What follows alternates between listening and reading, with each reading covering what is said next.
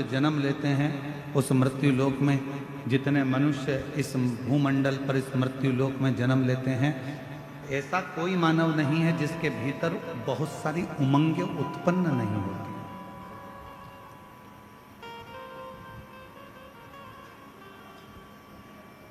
ऐसा कोई नहीं है जिसके भीतर बहुत सारी उमंगें उत्पन्न नहीं हो रही हो, बहुत सारी तरंगें उत्पन्न नहीं हो रही हो, बहुत सारी उमंगें उसके अंतर्गत नहीं आ रही।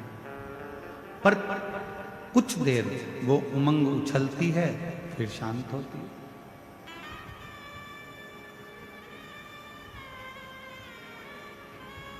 जब माता पार्वती जी बैठी रही, कुछ देर बाद बाबा देव अधिधम महादेव भगवान शंकर पार्वती जी से मिलने के लिए आए।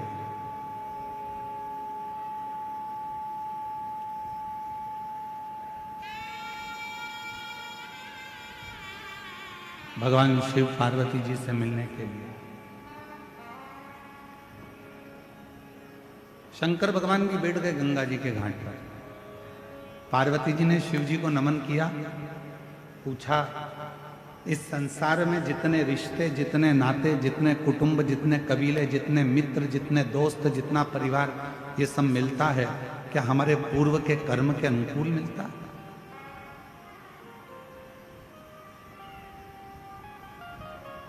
क्या हमारा पूर्व का कोई कर्म हुआ है जिसके अनुसार हमको ये सब मिलते हैं? भगवान शिव ने कहा, सुनो पार्वती,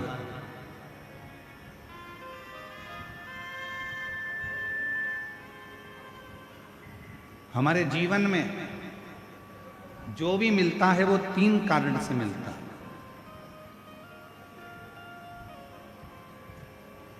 जगत जननी, इस संसार सागर में जितने भी मिलेंगे, चाहे माँ मिले, पिता मिले, भाई मिले, बहन मिले, पत्नी मिले, बेटे मिले, बेटी मिले, मित्र मिले, काका मिले, काकी मिले, चाचा मिले, चाची मिले, बुआ मिले, फूफा मिले, मामा मिले, मामी मिले, तुम्हारे जितने पड़ोसी मिले, रिश्तेदार मिले, कोई दोस्त मिले, कोई बाहर के मिले, जितने भी मिलते हैं ये किसी कारण से मिलते हैं। उसके 3 कारण। पहले नंबर का,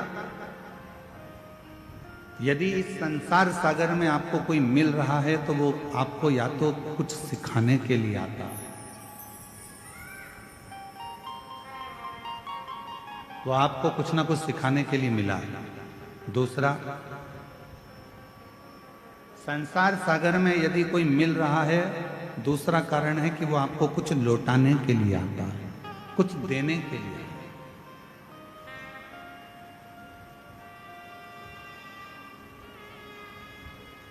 और तीसरा नंबर है, अगर इस संसार सागर में अगर कोई व्यक्ति मिलता है या फिर वो अपने कर्म के अनुसार हमारे पास जो है हमसे ले जाने के लिए आता है, सिखाने के लिए आया, लौटाने के लिए आया, या फिर ले जाने के लिए आया।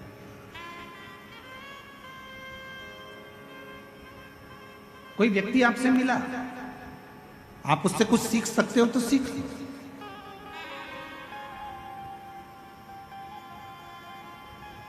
कोई मिला है आपकी जिंदगी में, आप उससे कुछ प्राप्त कर सकते हो तो कर लो।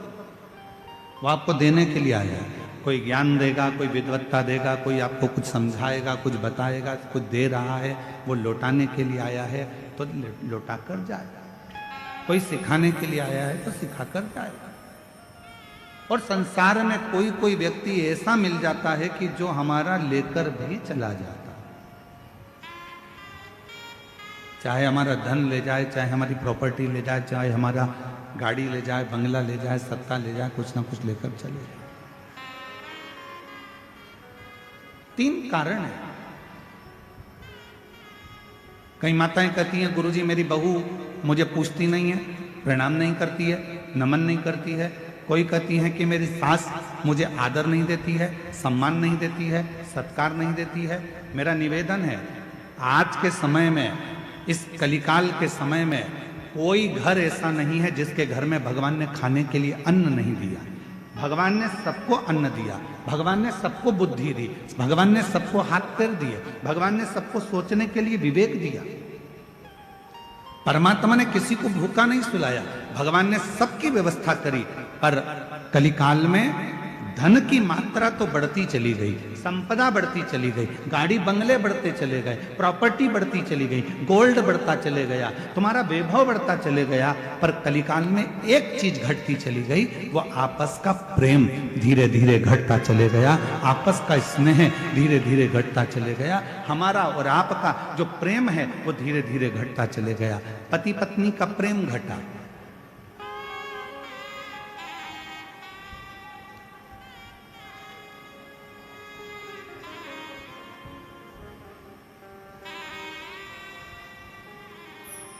जो जगत में कभी सुनने को नहीं मिला वो इस जगत में सुनने को मिलता है कि पति पत्नी का प्रेम घट गया तो नीले ड्रम सामने आ गए, पति पत्नी का प्रेम घट गया तो मालूम पड़े दोनों पति पत्नी घूमने के लिए गए थे और एक का कत्ल हो जाता है, प्रेम घट गया।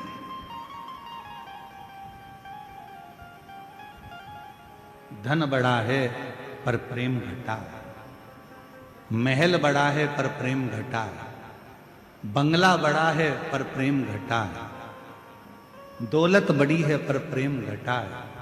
और शिव महापुराण की कथा कहती है, मेरे शंकर भगवान से सीखो कि शिव जी के पास ना तिजोरी थी, शंकर जी के पास ना कोई अलमारी थी, शिव जी के पास ना कोई स्वर्ग जैसा वैभव था, शंकर भगवान तो इसी भूमि पर कैलाश पर रहते थे, जो आता था उसको कुबेर भंडारी भंडार लुटा कर दे देता।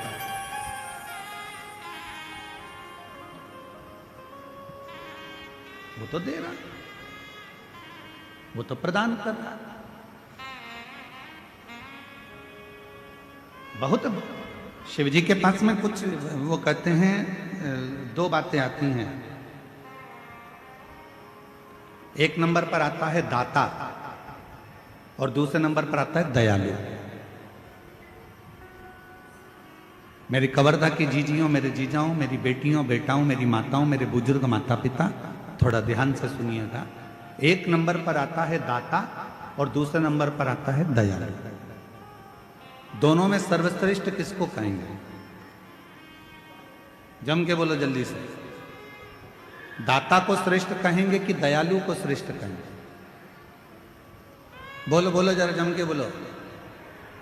दाता श्रेष्ठ है कि दयालु श्रेष्ठ है? दयालु श्रेष्ठ है।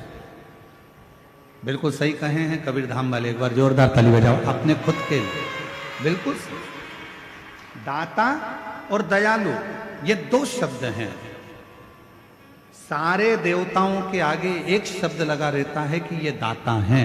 दाता का मतलब है देने वाला, दाता का मतलब है प्रदान करने वाला, दाता का मतलब है जो देता रहता हो, दाता का मतलब है जो तुम्हारी झोली भरता रहता हो, दाता का मतलब है जो तुम्हें देता रहता हो, दाता का मतलब है कि जो अपनी खजाने में से निकाल कर तुमको देता रहता हो, वो दाता कहलाता है। दाता किसको कहते हैं? जिसके पास में है, बहुत सारा है, संपदा भरी पड़ी है, बहुत अलमारी भरी पड़ी है और वो निकाल कर यदि किसी को कुछ दे रहा है, वो दाता है। अपने घर में रोटी भरकर डब्बा रखा हुआ है, टिफिन भरा हुआ रखा है, गाय सामने आ गई, आपने 2 रोटी निकाल कर गाय को दे दी, आप दाता हो। कोई मांगने आया, अपनी लाकर में से निकाल कर अपने 1 रुपया 2 रुपया दे दिया, आप दाता हो। किसी को कपड़े की दुकान थी, कपड़ा बहुत था, कोई को जरूरत थी, तन पर वस्त्र नहीं था, आपने वस्त्र दिया, आप दाता हो। किसी को अन्न का दान दिया, आप दाता हो। आपके पास में था, जिसके पास में था उसने कुछ निकाल कर दिया तो वो दाता कहलाता है। और जिसके पास कुछ भी नहीं है, ना घर है, ना जमीन है, ना जायदाद है, ना संपदा है, ना दौलत है, और उसके बाद भी वो अपने दरवाजे से खाली ना भेजे तो उसको दयालु कहते हैं। जो अपने दरवाजे से खाली ना भेजे उसको दयालु कहते हैं।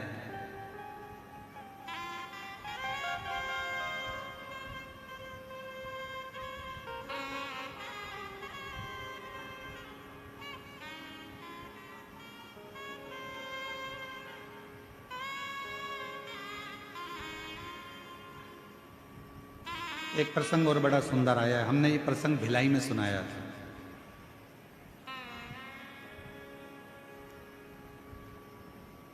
जयंती स्टेडियम में कथा चल रही थी उस समय पर यह प्रसंग कहा था।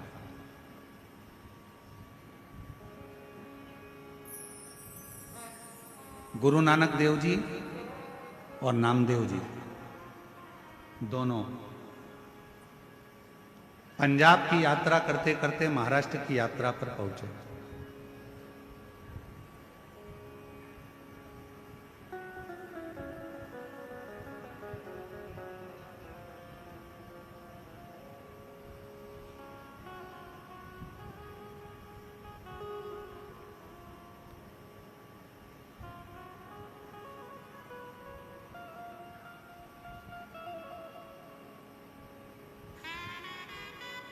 और गुरु नानक देव जी और नामदेव जी दोनों पंजाब की यात्रा करते करते महाराष्ट्र की यात्रा पर पहुंचे और एक शिव के मंदिर में नामदेव जी महाराज मंदिर के अंदर प्रवेश कर गए और भजन गाकर नाचने लगे।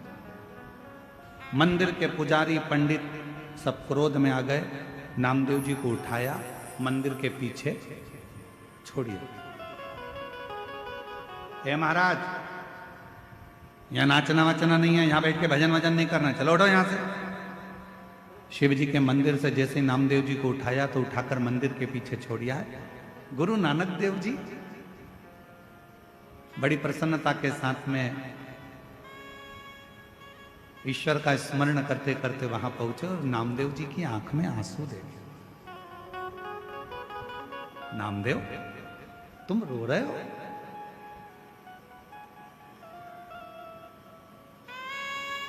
नामदेव, तुम रो रहे हो?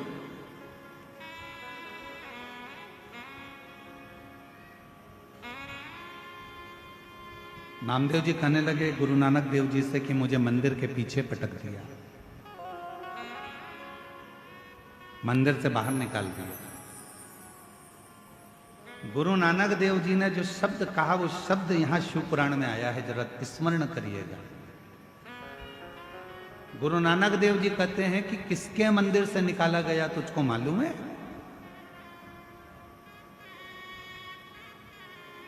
नामदेव, किसके मंदिर से निकाला गया तुझको मालूम है? नामदेव जी कहने लगे शिव के मंदिर से। गुरु नानक देव जी कहते हैं जो अंदर शिव है ना, उसको दयालु कहते हैं। दयालु वो होता है जिसके पास देने के लिए भंडार भरा हुआ नहीं होता तो भी उसके दरवाजे से कोई खाली नहीं जाता, उसको दयालु कहते हैं।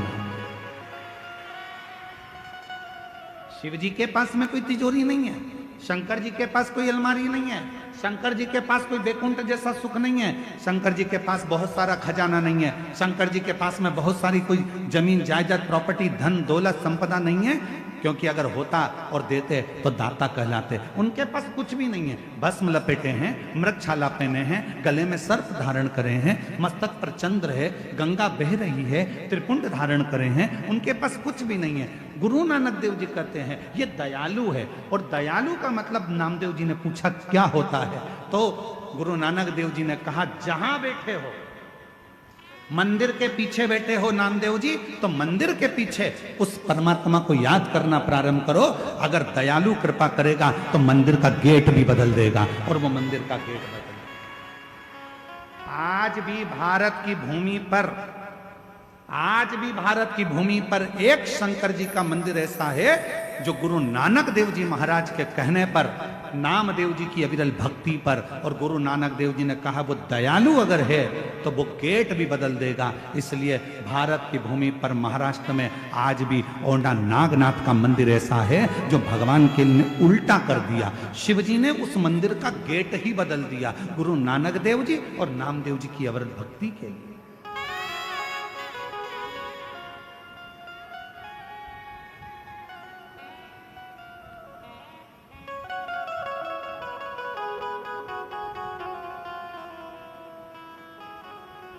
महाराष्ट्र में आज भी औंढा नागनाथ का मंदिर आप लोग कभी दर्शन करने के लिए, आप में से कोई गया है कभी? औंढा नागनाथ जी का दर्शन करने अगर महाराष्ट्र में जाएंगे तो दर्शन करेंगे कि मंदिर का गेट है सामने, पर मंदिर के अंदर के पूरे भाग को घुमा दिया भगवान शंकर ने।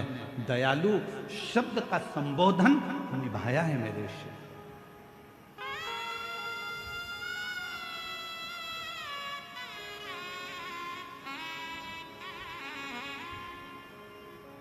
इसलिए औंडा नागनाथ जी में शंकर जी का मंदिर और गुरुद्वारा दोनों आमने सामने हैं, दोनों आमने सामने।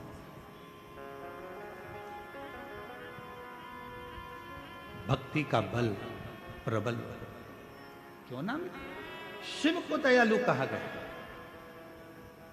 किसी देवता के आगे दयालु शब्द का संबोधन लगा ही नहीं, केवल एक देवता के आगे लगाया गया है, वो देव अधिदेव महादेव के आगे लगाया गया है। क्योंकि शंकर जी के पास जो आता है कुछ नहीं है, फिर भी खाली नहीं भेजते हैं। लंका का राजा रावण आया, रावण ने कहा मुझे ये चाहिए, सोने की लंका ले जा। शिव जी के पास कौन सा सोना था, कुछ भी नहीं, फिर भी सोने की लंका दे देते हैं। शिव जी ने तुरंत सोने की लंका दे दी। उसने कहा प्रभु मुझे ये चाहिए, ले जा। भस्मासुर ने कहा मैं जिस पे हाथ रखूं वो भस्म ले जा। जिसने जो मांगा उसको दे दिया। गणेश जी ने कहा प्रथम गिनती, प्रथम गिनती। षडानंद कार्तिक ने कहा ये चाहिए, ले जा। राजा श्वेत ने देखा कि इसके प्राण जाने वाले, श्वेत को प्राण दे दिया। मार्कंडे बाबा को उम्र दे दी। ये सब शिव दे सकता, शंकर दे सकता।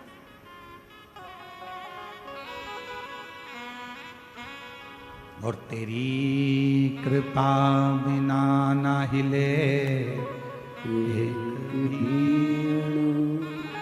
लेते हैं श्वास तेरी कृपा से तनु तनु। पर दुनिया के लोगों ने आजकल देवताओं में भेद कर दिया। कोई ने कहा ये देवता हमारे हैं, वो देवता उनके हैं, वो देवता उनके हैं। शिव महापुराण की कथा कहती है हमारी भारत की भूमि सनातनी भूमि है। यहाँ जितने संत, जितने साधु, जितने परमात्मा, 33 कोटि देवता हैं, हम सब सनातनियों के लिए एक हैं। इनमें कोई भेद नहीं, इनमें कोई भेद नहीं है। आप इनमें भेद कर सकते हो पर भेद नहीं है। हम आपसे एक प्रश्न करें, उत्तर दीजिएगा। गुलाब जामुन खाने के बाद कहां जाती है? पेट के अंदर। बोलो बोलो, जम के तो बोलो। इमरती, उसके लिए कोई अलग डिपार्टमेंट है क्या? अरे बोलो जम के। जलेबी पेट में, चाय पेट में, मिक्सचर पेट में, समोसा, बोलते जाओ जल्दी। अब किसी डॉक्टर से जाके पूछना क्यों साहब हम समोसा खाते हैं वो अलग जाता है क्या कहीं? गुलाब जामुन खाते हैं वो अलग जाती है क्या कहीं? इमरती कहीं अलग जाती है क्या? एक ही जगह पर जा रही है, पेट के अंदर। उसी तरह चाहे तुम राम कहो, चाहे तुम कृष्ण कहो, चाहे तुम शिव कहो, तुम्हारी मर्जी पड़ जाए। तुम चाहे वो जपो, तुम्हारा जो मन करे वो जपो, आखिरी में जाना उस परमात्मा के पास में ही है। अंत में पहुंचना एक ही जगह पर है। और उसके सामने जब जाओगे तो अपना परिचय क्या दो?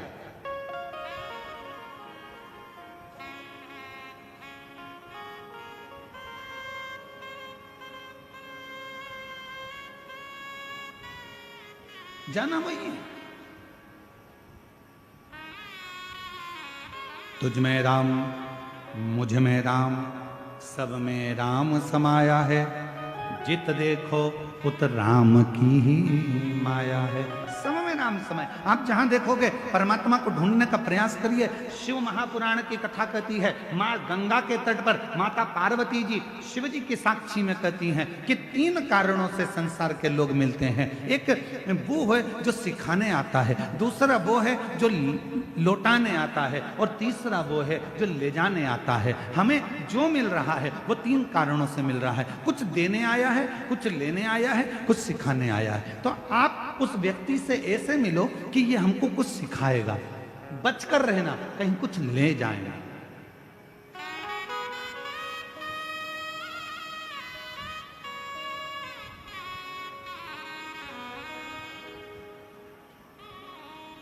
वो हमको कुछ सिखाने के लिए आया है, हमको कुछ बताने के लिए आया है, हमको कुछ समझने के लिए, समझाने के लिए। महाराज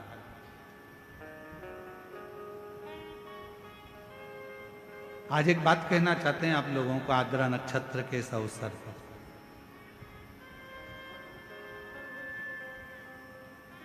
जो शंकर से प्यार करता है, जो शिव से प्यार करता है, जो शिव को चाहता है, फिर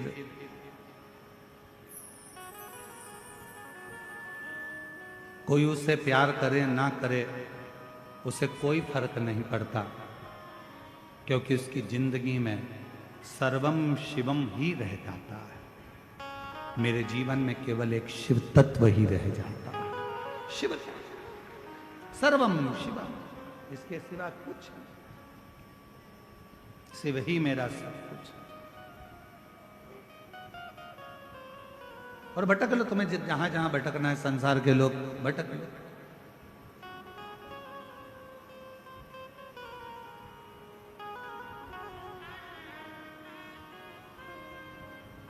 कल एक माता जी ने पत्र भेजा था, उस पत्र में लिखा था कि हमारी पड़ोसन हमारे ऊपर कोई तंत्र मंत्र विद्या करती रहती है। अब हम उस पत्र को निकालेंगे, पढ़ेंगे तो अच्छा नहीं लगेगा। हम उन माता जी से कहना चाहते हैं कि दुनिया में अगर तंत्र मंत्र विद्या होती रहती और लोग कहते हैं कि इसने ये कर दिया, इसने टोना कर दिया, इसने जादू कर दिया, इसने ये कर दिया, उसने वो कर दिया, अगर सबसे ज्यादा जादू टोना अगर होता तो लोग सबसे पहले मोदी पर ही करते हैं। और सबसे पहले करते होते तुम अंबानी पर करते, या कोई अच्छा धनपति होता उस पर करते। तुम्हारा टूटा फूटा झोपड़ा, छोटी सी दुकान, उस पर कौन तंत्र मंत्र करेगा, कौन विद्या करेगा, कौन क्या करेगा। इसमें भय न उत्पन्न करो, इसमें डरो मत, आडंबर में मत पड़ो, ढोंग ढकोसले में मत पड़ो कि उसने कुछ कर दिया तो मेरी तबीयत खराब हो गई, उसने कुछ कर दिया तो मेरा जीवन खराब हो गया, उसने कुछ कर दिया तो मेरी दुकान नहीं चल रही, उसने कुछ कर दिया तो मेरा मकान नहीं बन रहा, उसने कुछ कर दिया तो मेरा ऐसा हो गया, उसने कुछ कर दिया तो मेरे बेटे की शादी नहीं हो रही, उसने कुछ कर दिया तो मेरी बेटी का ब्याह नहीं हो रहा, उसने कुछ कर दिया तो मेरा गर्भ नहीं ठहर रहा। ये हमारा भीतर का भ्रम है, ये हमारे भीतर का भ्रम है जिसमें हम पड़े हुए हैं। किसी ने कह दिया तुम्हारा गर्भ से बच्चे नहीं हो रहे, उसका कारण है कि किसी ने तुम्हारा गर्भ बांध दिया, किसी ने ये कर दिया। ये हमारे भीतर का भ्रम है, इस भ्रम को मिटा दो। और इस भ्रम को मिटाओगे कैसे? अगर कोई तुमसे कहे कि तुम्हारा ऊपर किसी ने विद्या कर दी, तुम्हारे ऊपर किसी ने टोना कर दिया, किसी ने तुम्हारे ऊपर विद्या कर दी, उससे कह देना मेरे ऊपर दुनिया की कोई विद्या नहीं हो सकती। क्यों? क्योंकि मैं उसको भजती हूं जो शमशान में रहता है, वो देव अधिदेव महादेव है, शंकर है, जो शमशान में निवास करता है, जो शमशान का वासी है, जो शंकर स्वयं शमशान में निवास करता है। मैं उस पर एक लोटा जल चढ़ाती हूँ, मैं शंकर भगवान को एक लोटा जल रोज चढ़ाती हूँ। और यदि मैं शिव पर एक लोटा जल चढ़ाती हूँ तो वो शमशान में रहने वाले पर कभी भी तंत्र मंत्र कोई प्रयोग नहीं हो सकता।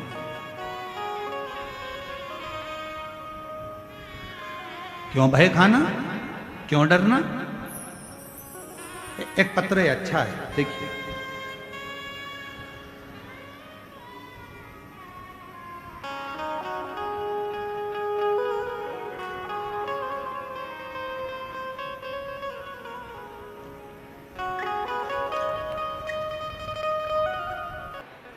यहाँ जो कवर्धा में घुंगरी खुर्द में चल रही है वो सुबह 8 बजे से 11 बजे तक हो जाएगी। टीवी पर, चैनल पर, फेसबुक, यूट्यूब पर 1 बजे से 4 बजे तक आएगी। कल 10 तारीख को ये कथा यहाँ विराम हो जाएगी। 14 तारीख से 20 तारीख तक देवघर बाबा बैद्यनाथ कथा स्थल कोंठिया नज़दीक दर्दमारा सुल्तानगंज रोड देवघर झारखंड में शिव महापुराण की कथा का दिव्य और भव्य आयोजन होगा। शायद अभी तक जितने भी श्रोता हैं वो सब छत्तीसगढ़ वासी, बिहार के रहने वाले, झारखंड के रहने वाले, बंगाल के रहने वाले सभी देवघर में जाकर कावड़ तो बहुत भरे होंगे, पर पहली बार ऐसा योग लग रहा है जो झारखंड देवघर में शिव महापुराण की कथा 14 से 20 नवंबर तक 1 बजे से 4 बजे तक सुनने का सौभाग्य मिले। आप और हम सब, कोई 1 दिन का यजमान बनेगा, कोई 4 दिन के, कोई 5 दिन के, कोई 7 दिन के यजमान बनकर कथा का लाभ लेंगे। 1 बजे से 4 बजे तक 14 नवंबर से 20 नवंबर तक देवघर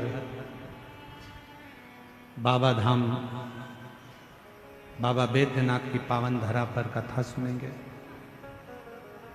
संपूर्ण बिहार वासियों को, संपूर्ण झारखंड वासियों को, छत्तीसगढ़, मध्य प्रदेश, राजस्थान, गुजरात, महाराष्ट्र, बंगाल, सभी क्षेत्रवासियों को बहुत बहुत बधाई इस कथा की।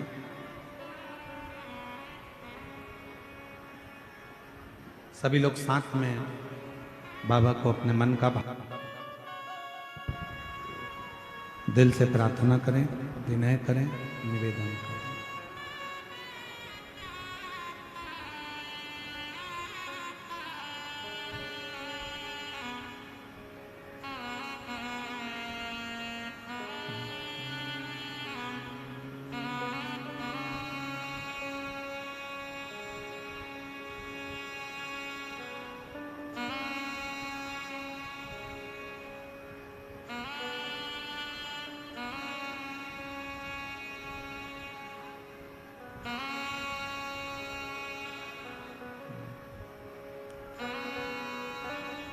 श्री शिवाय नमस्तु। श्री शिवाय नमस्तु।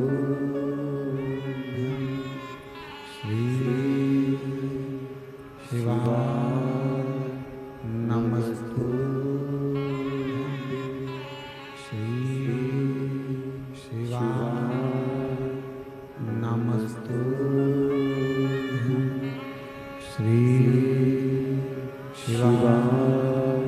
नमस्तु। भोला सब दुख काटो, ओ भोला सब दुख काटो। शिव शंकर जपो तेरी माला, भोले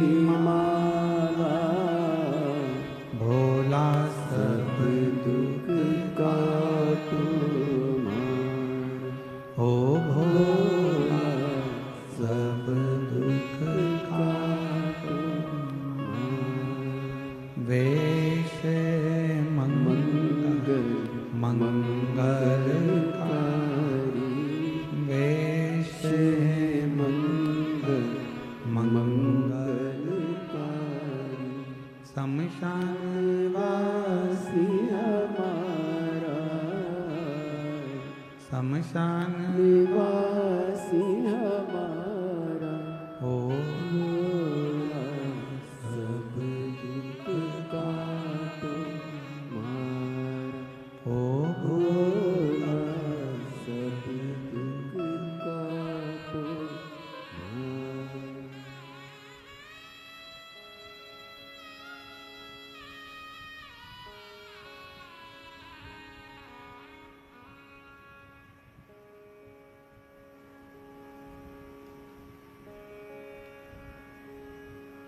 बाबा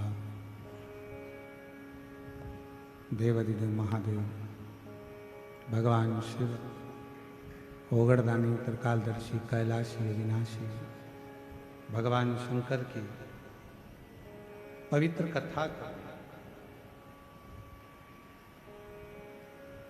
शिव महापुराण की कथा वर्णन कर रहे हैं। तारकासुर का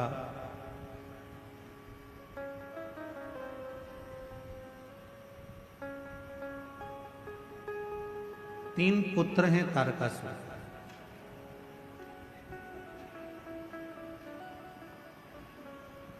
तारकाक्ष, विदुम्माली और कमलाक्ष।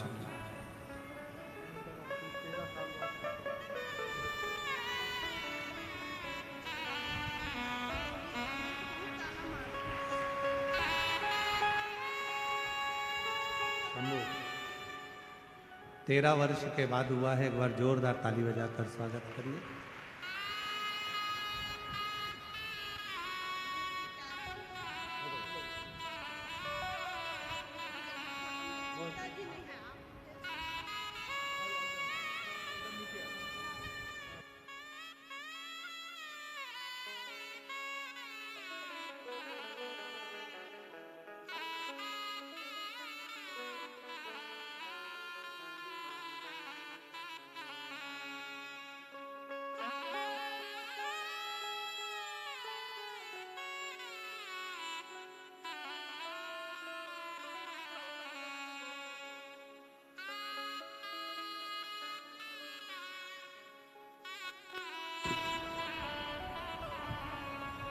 जो जैसी भावना लाया वो ऐसा ही फल पाया।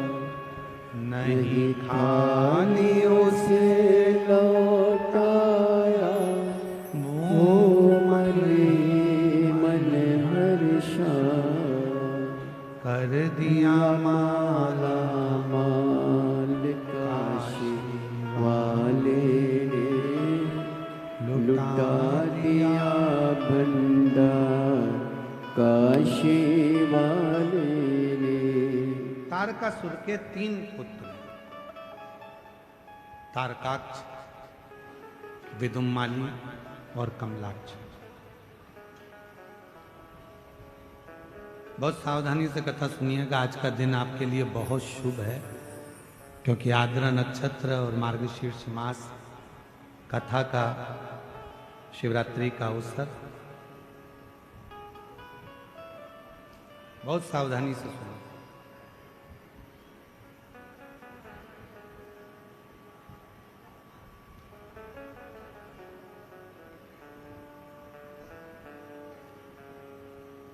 तारकासुर के 3 बेटे तारकाक्ष, विदुम्माली और कमलाक्ष। 3। जब तारकासुर चला गया, प्राण छूट गया,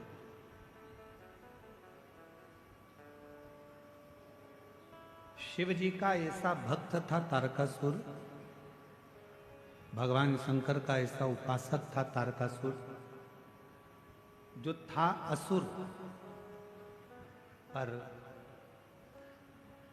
शिव की भक्ति के बिना एक क्षण नहीं रहता।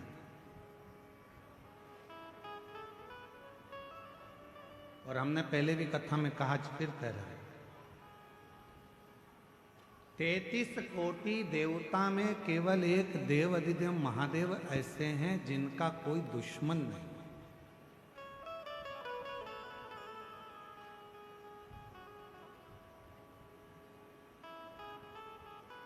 33 कोटि देवता में केवल एक देवाधिदेव महादेव है जिनका कोई दुश्मन नहीं है।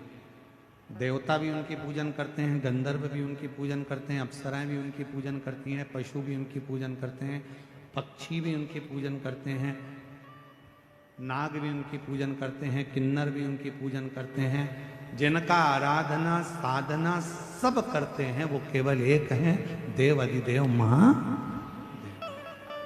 सब पूजन।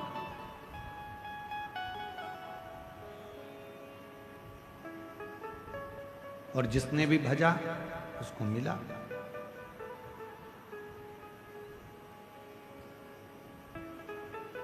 ऐसा दुनिया में कोई नहीं है जिसने शंकर भगवान का भजन करा हो, शिव का नाम लिया हो और उसको भगवान शंकर ने नहीं दिया।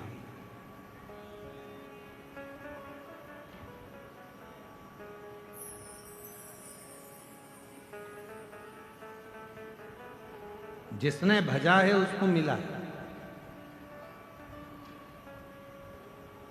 तारकासुर ने केवल भगवान ब्रह्मा जी से एक ही वर मांगा था कि मुझे अगर वर देना चाहते हो तो ऐसा वर दो कि मरूं तो शिव जी के पुत्र के द्वारा मरूं, शिव जी के बेटे से मरूं।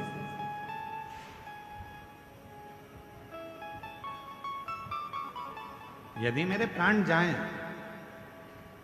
तो शंकर भगवान का बेटा मुझे मारे, इससे ज्यादा कुछ है। क्यों? क्योंकि तारकासुर ये जानता था कि शंकर भगवान ने अखंड समाधि लगा ली है। माता सती के जाने के बाद शिवजी अखंड समाधि में डूब गए हैं। वो विवाह नहीं करना चाहते, शादी नहीं करना चाहते। तो उनके मन में आया, अगर शिव विवाह नहीं करेंगे तो मेरी साधना तो अधूरी रहेगी।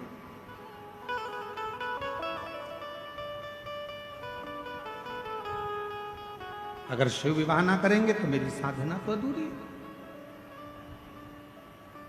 तब तारकासुर ने वर मांगा भगवान ब्रह्मदेव से कि अगर मरूं तो शंकर भगवान के बेटे के द्वारा, पुत्र के द्वारा मरूं। अब तारकासुर को मारना है तो भगवान शंकर का विवाह करना जरूरी है। देवताओं ने शिव जी की समाधि को तोड़ने के लिए कामदेव को भेज दिया।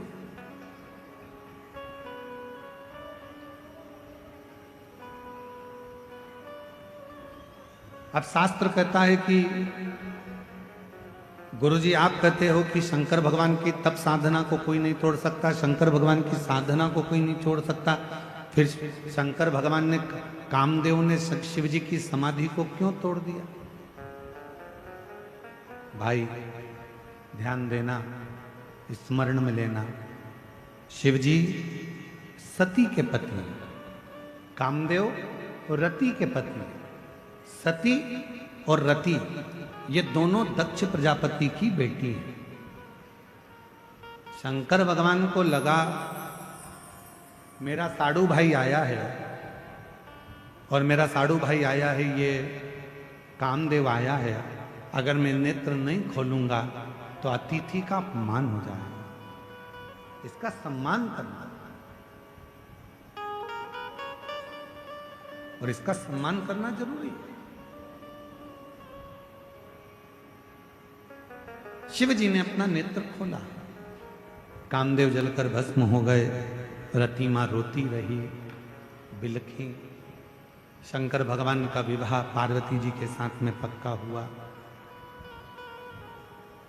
भगवान के तेज पुंज को ले जाकर गंगा जी के जल में छोड़ा गया। गंगा की धार से 6 पुत्रों ने जन्म लिया। कृतिकाओं ने उसका पालन करा। जब 6 ही एक साथ रोने लगे, 6 ही एक साथ दूध पीने लगे तो कृतिकाएं परेशान हो गईं। हाथ में गंगा का जल लेकर उन्होंने 6 ही को एक कर दिया तो मुख तो 6 रह गए, शरीर एक हो गया, जिनका नाम षडानंद कार्तिकेय हो गया। बोल कार्तिकेय महाराज की। षडानंद कार्तिकेय जिनका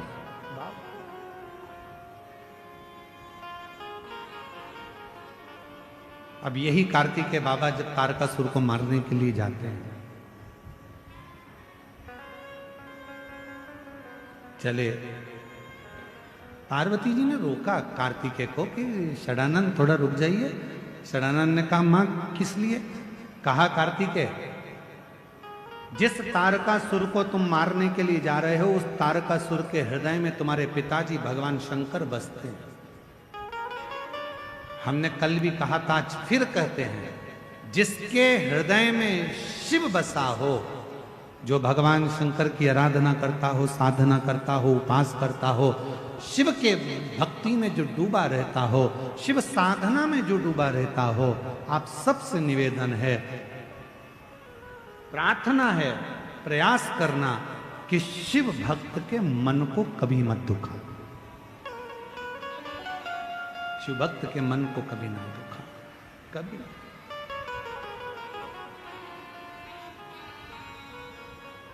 महाराज जब हम आराधना करते हैं, साधना करते हैं, भक्ति करते हैं, भजन करते हैं, स्मरण करते हैं, तो इस बात का हमको स्मरण करना चाहिए। और हम तो संपूर्ण क्षेत्रवासियों से हम क्यों कहते हैं, आप लोगों से क्यों कहते हैं कि आओ तो अपने घर से कुछ बना कर लेकर आया करो, अपनी अड़ोसन पड़ोसन, अड़ोसन कहते हैं सीधे हाथ वाली को, पड़ोसन कहते हैं उल्टे हाथ वाली को, धड़ोसन कहते हैं पीछे वाली को। तो प्रयास करा करो कि अपने घर से कुछ बना कर लाई, या टॉफी लाई, या बिस्कुट लाई, या कोई सामान लाई, या पानी लाई, तो थोड़ा थोड़ा थोड़ा थोड़ा सबको देने का प्रयास करा करो, उनका मुख झूठा कराने का प्रयास करो, प्रयास।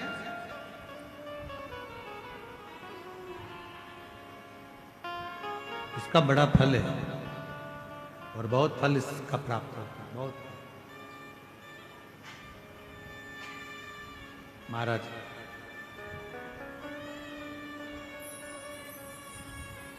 शिव कथा कर रही है, भगवान शंकर का संवाद कर रहा है। तारकासुर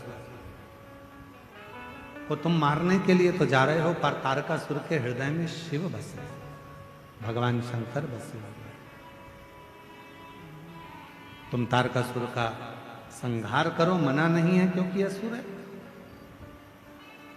पर इतना याद रखना कि तारकासुर के हृदय में बाण ना लगे,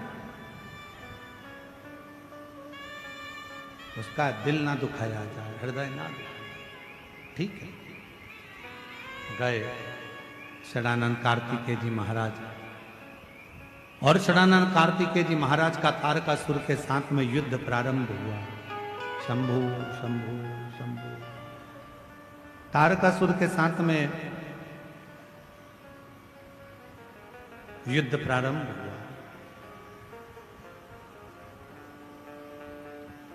और जैसे ही तारकासुर के साथ में युद्ध प्रारंभ हुआ, बाण पर बाण छोड़े गए पर हृदय में मारे, हृदय में।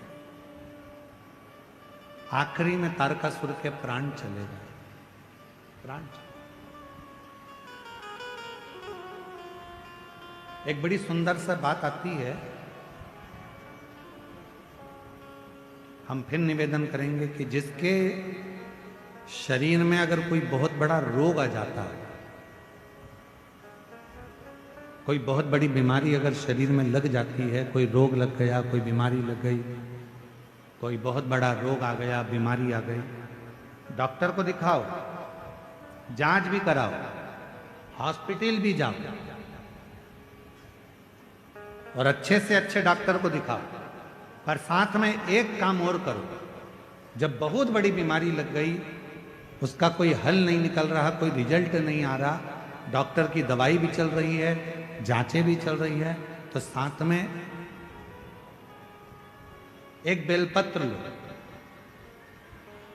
बीच वाली पत्ती पर एक चावल का दाना रखो, बीच वाली पत्ती, एक दुर्वा, दुर्वा जानते हो ना, दूब, हरी दूब, एक दुर्वा और एक पीला कनेर का फूल, ये साथ में रखकर नंदी के पास बैठकर त्र्यंबक मंत्र का जाप करो। और अगर मालूम पड़े कि त्र्यंबक मंत्र नहीं आता है तो पंचाक्षर मंत्र का जाप करो, नमः शिवाय। षडाक्षर मंत्र का जाप करो, ओम नमः शिवाय। और वो भी नहीं ले सकते तो नंदी के पास बैठकर श्री शिवाय नमस्तुभ्यम बोलकर अपने मन का भाव कहकर, बाबा बहुत रोग से ग्रसित हूं, मेरे महाकाल राजा, मेरे बाबा केदारनाथ, मेरे बाबा अमरनाथ, हे मेरे बाबा कृष्णेश्वर नाथ, कृपा करो, रोग से मुक्त करो। बाबा से प्रार्थना कर कर जो चावल, बेलपत्र, दुर्वा, कनेर का पुष्प है वो शिव जी के ऊपर समर्पित कर दो और एक लोटा जल, जिस ओर जल बहता है उत्तर की ओर, उससे विपरीत में खड़े हो दक्षिण की ओर, दक्षिण की ओर खड़े होकर उत्तर की ओर मुख कर कर जल चढ़ाना प्रारंभ करो, धीरे धीरे उसी बेलपत्र के ऊपर। जल पूरा चढ़ जाए, उसमें से दुर्वा, बेलपत्र औषधि के रूप में बाबा से मांग कर लाओ। बेलपत्र दूसरे दिन सुबह खाली पेट उसको खा लो और दुर्वा प्रदोष काल में शाम के समय, जब प्रदोष काल आए उस समय पर उस दुर्वा को चबा चबा कर खा लो। धीरे धीरे धीरे धीरे रोग का निवारण होने लगेगा और तुम्हें दवाई लगने लगेगी, औषधि।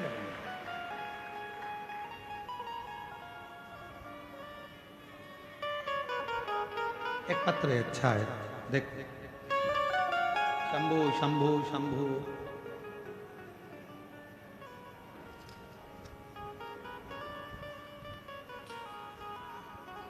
एक पत्र अच्छा है, देखिए।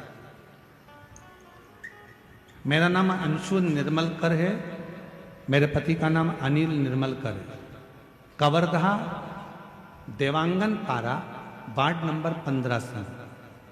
कहीं बैठी हो तो हाथ हिला सकती हैं।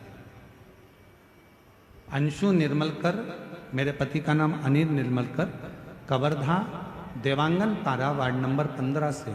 कहीं बैठी हो तो हाथ हिला सकती हैं। दिख रही हैं? आ जाओ आ जाओ, बच्ची को भी लिया, आ जाइए, बेलपत्र ले जाइए। मेरी बेटी 4 साल की है।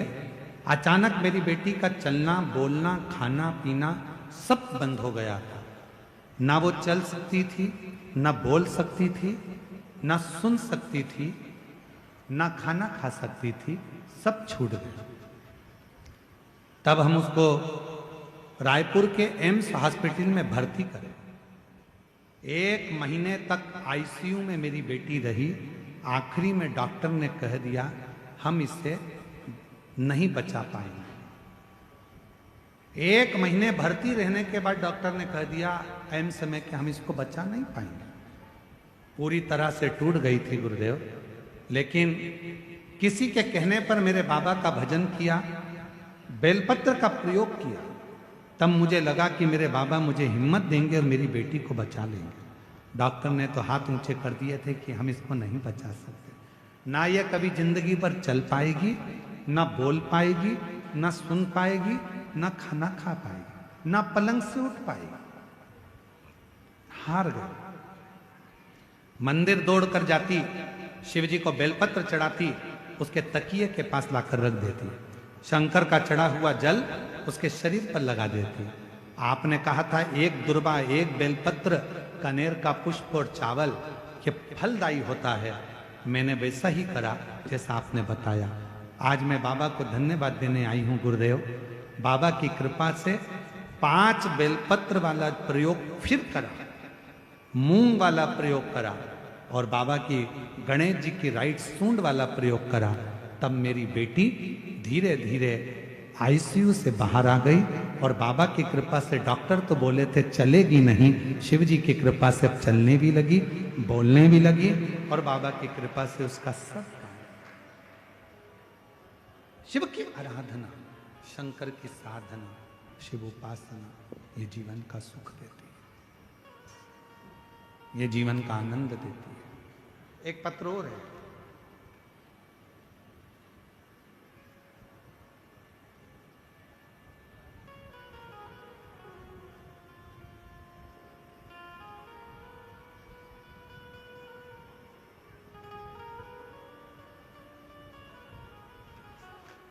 मेरा नाम विष्णु साहू है। मैं bypass road, Raipur road, bypass Raipur road, ward number 24 Kawardha का निवासी हूँ। मेरा मोबाइल नंबर ये है। मैं गाड़ी चलाता हूँ। एक बार किसी के यात्रियों को लेकर मैं पेट की तकलीफ से बहुत ज्यादा ग्रसित था। मेरे पेट में ना जाने क्या तकलीफ थी, बहुत दर्द होता था। तब मैं किसी यात्री को लेकर, कौड़िया की कथा थी आपकी, और कौड़िया की कथा में मैं यात्रियों को लेकर जा रहा था। तो यात्री आपके बारे में बात कर रहे थे कि पंडाल में बैठकर अगर कोई कथा सुनता है और कोई बीमारी होती है तो पंडाल की मिट्टी को अगर वहां लगा लेता है तो उसका रोग मिट जाता है। मैं हंसने लगा क्योंकि मेरा विश्वास आप पर नहीं था। पर जो यात्री थे जिनकी मैं गाड़ी चला कर ले जा रहा था वो आप ही आपकी बात कर रहे थे। मैं कौड़िया की कथा में पहुंचा। मैंने भी सोचा जब लोग कह रहे हैं कि मिट्टी इतनी कारगर है, कथा पूरी होगी तब मैं मिट्टी को अपने पेट पर लगाऊंगा। और मैंने कौड़िया की कथा की रच को अपने पेट में लगाया। गुरुजी, घर आते समय मेरा पेट दर्द पूरा समाप्त हो गया था। और गुरुजी, मुझे क्या मालूम था कि पंडाल की मिट्टी इतनी काम करती है। मैं उस मिट्टी को उठाकर ले आया। 20 साल की उम्र से मैं शराब पीता था और 20 साल की उम्र से मैं शराब पीता था, पर जब से भोलेनाथ में मन लगाया है और मिट्टी अपने तन पर लगाना चालू करी है, तब से आज 5 साल हो गए, तब से मैंने शराब को हाथ नहीं लगाया है। गुरुदेव, शराब को छूना बंद कर दिया। 5 साल हो गए गुरुदेव, मैंने शराब को हाथ नहीं लगाया।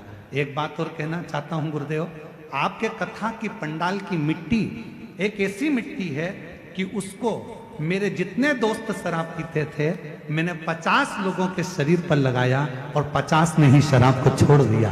आज मैं बाबा को यहाँ प्रणाम करने के लिए, बाबा को नमन करने के लिए। बाबा, विश्वास नहीं था, पर आज पूर्ण भरोसे से मैं लोगों को छाती ठोक कर कहता हूं कि अगर तुम्हारा दुख है तो एक बार श्री शिवाय नमस्तुभ्यम बोलो और शिव महापुराण की कथा सुनो। ये जीवन का एक सुख, जीवन का एक सुख। और जो जैसी भावना, कहीं बैठे हो तो आ सकते हैं। मेरा नाम विष्णु साहू है। Bypass road, ward number 24, Kawardha का निवासी हूँ। मेरा मोबाइल नंबर ये है। कहीं बैठे हो तो आ सकते हैं। जो जैसी भावना लाया वो वैसा ही फल पाया।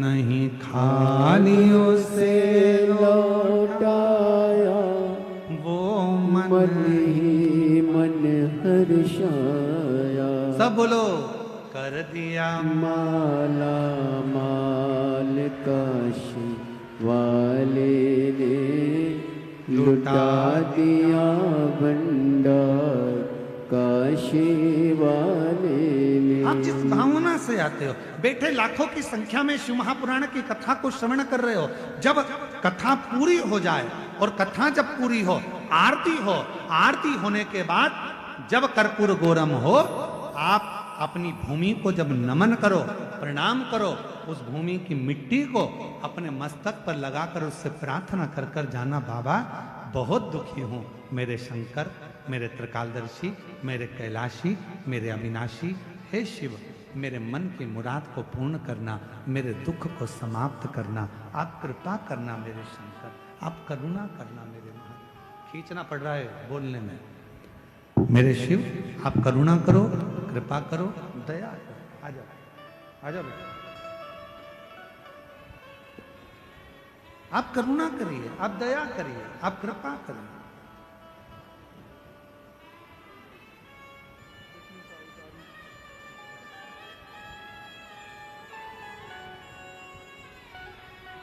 एक बार जोरदार ताली बन जाओ। 50 लोगों की दारू छुड़वाई है और 20 साल की उम्र से मदिरा पीते थे और आज बाबा की कृपा से 5 साल हो गए हाथ न लगाई है। ये शिव कृपा है। पेट में दर्द रहता था, कौड़िया की कथा में भक्तों को लेकर गए थे, यात्रियों के मुख से सुन लिया था कि शिव महापुराण की कथा के पंडाल में जो मांगा जाता है वो मिलता है, और इतना विश्वास कर कर आए कि आज बाबा की कृपा से करुणा सागर ने करुणा कर। ये क्या है? पत्थर है ये। एक पत्थर पर बेटी ने सुंदर आकृति उकेरी है। एक बार जोरदार ताली बजा हमारी ओर से आपको भी।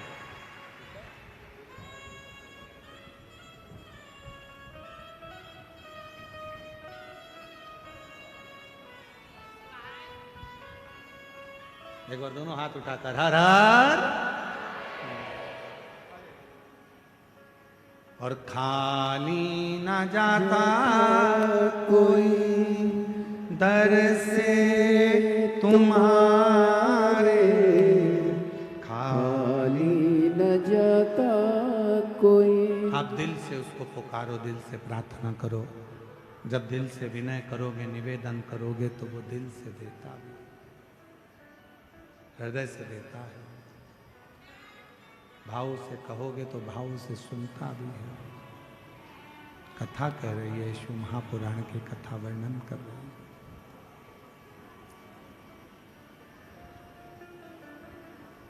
तारकासुर के 3 बेटे, तारकाक्ष, विदुमाली, कमलाक्ष की 3 पुत्र हैं। और तीनों पुत्र ब्रह्मा जी से वर प्राप्त करते हैं कि हमारे प्राण ना छूटे। ब्रह्मा जी ने कहा, संसार में अगर जन्म लिया है तो प्राण तो जाएंगे, मृत्यु तो हो निश्चित। और यदि आप कह रहे हो कि मृत्यु निश्चित होगी, मौत आएगी, तो हमें वर दीजिए कि हम मरें तो तीनों एक साथ मरें। हमारे प्राण छूटे तो तीनों के एक साथ छूटे।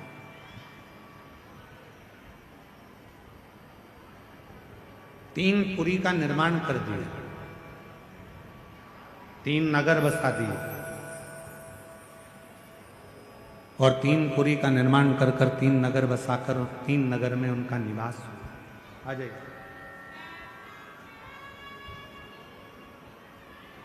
तारकाक्ष, विदुमाली, कमलाक्ष को तीनों ने विचार कर लिया कि अपन तीनों कभी मिलेंगे नहीं। मिलेंगे और मर गए तो, इसलिए तीनों अलग अलग पुरी में रहो, मिलना।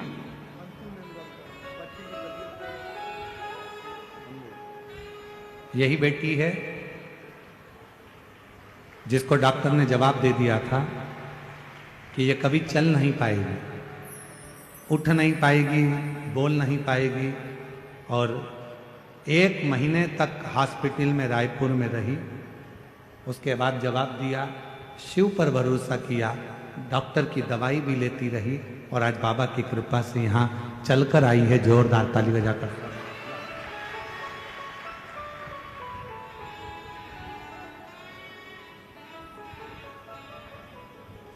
ये लेके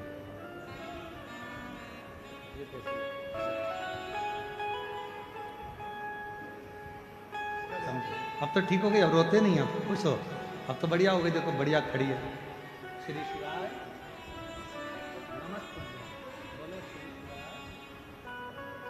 शिवाय नमस्ते। अब आवाज भी है, बोलती भी है, चलती भी है, और शिव की कृपा से सब कार्य भी करती है। एक बार जोरदार ताली बजाइए।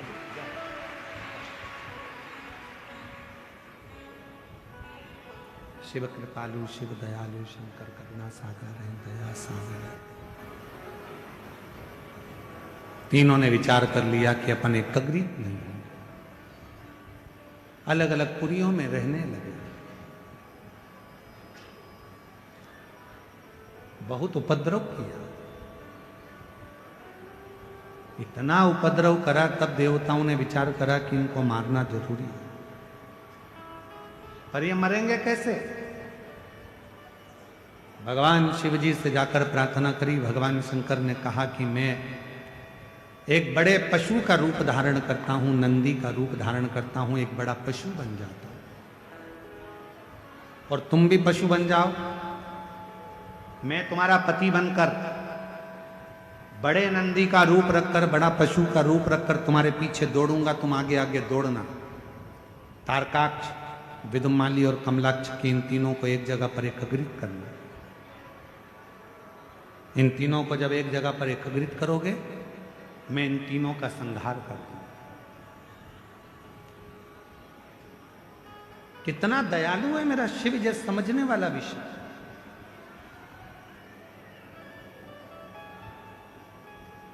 मेरे शंकर भगवान ने, मेरे भगवान ओघड़ दानी ने, मेरे शंभू ने, मेरे त्रिकालदर्शी, मेरे कैलाशी ने मनुष्य को पंख नहीं दिए। पंख दिए हैं तो केवल पक्षी को दिए। और मान लो आज के समय में अगर पंख मनुष्य को लग जाते तो वह मनुष्य टिकता है एक जगह पर। थोड़ा सा धन आता है और व्यक्ति अभिमान में फूल जाता है, थोड़ा सा वैभव आया और व्यक्ति अभिमान में फूल गया, थोड़ा सा सत्ता मिली, कुर्सी मिली, पद मिला, प्रतिष्ठा मिली और व्यक्ति अभिमान में फूल गया।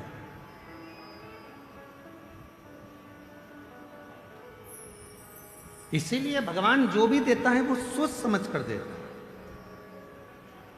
बड़ा समझ कर देता है। मनुष्य को पंख नहीं दिए क्योंकि भगवान को भी मालूम था अगर इसको पंख लग गए तो यह आग लगा देगा, उड़ता फिरेगा, यहां वहां दुनिया का नुकसान करता फिरेगा, दुनिया में कुछ ना कुछ हाहाकार करता फिरेगा। इसलिए भगवान ने मनुष्य को पंख नहीं दिए। भगवान ने तो केवल हाथ दिए हैं, शीश दिया है, मुख दिया है, नेत्र दिए हैं, श्रवण शक्ति दी है, चरण दिया है। शिव ने कृपा कर कर ये वर्णन कर दिया कि ये जो शरीर दिया है ये केवल भगवत भजन के लिए दिया। भगवत भजन। कल हमसे गणेश प्रसाद तिवारी जी कह रहे थे कि गुरुजी आप ऐसा आशीर्वाद देकर जाना कि जो सुरभि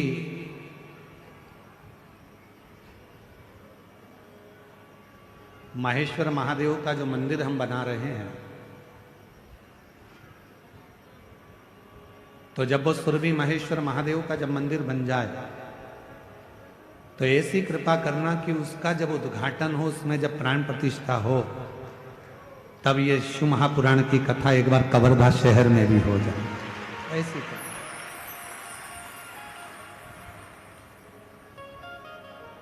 तो हमने तिवारी जी से कहा, गणेश प्रसाद तिवारी जी से, आप सुरभि महेश्वर महादेव का मंदिर बनाओ और मां सुरभि पर छोड़ दो और सुरभि महेश्वर पर छोड़ दो। फिर उसकी जब मर्जी होगी, साल 2 साल में जब मंदिर पूरा कंप्लीट हो जाएगा और प्राण प्रतिष्ठा होगी, तो जब मेरे महादेव को अगर कृपा करना होगी और इतने शिव भक्तों पर करुणा करना होगी, तो बाबा इस शिव पुराण को फिर वापस लेकर आ जाए, फिर वापस ले। और हम गणेश तिवारी जी, आपको, आपके बेटे आशीष तिवारी जी को, आपकी धर्मपत्नी श्रीमती नेहा तिवारी जी को बहुत धन्यवाद देते हैं। कम से कम आपके हृदय में शिव महापुराण के प्रति इतना भाव तो है कि बाबा एक बार और ऐसी करुणा करना कि ऐसी शिव पुराण की कथा हो। और केवल हम तिवारी जी से नहीं, आप सबसे कहें, इस कथा के पंडाल में बैठकर आज आद्रा नक्षत्र के दिन शिवरात्रि के अवसर पर मार्गशीर्ष मास में अपने अपने स्थान पर बैठकर शिव जी से इतनी प्रार्थना जरूर करना कि बाबा हमको भी इस लायक बनाना, ऐसी झोली भरना कि हम भी अपनी जिंदगी में एक बार शिव महापुराण के यजमान बन सके, ऐसी करना। उससे प्रार्थना, विनय करो, निवेदन करो। जब आप उससे विनती करेंगे, निवेदन करेंगे, प्रार्थना करेंगे, तो वो सुने। श्रवण करो, उससे विनय करो। महाराज तेरे डम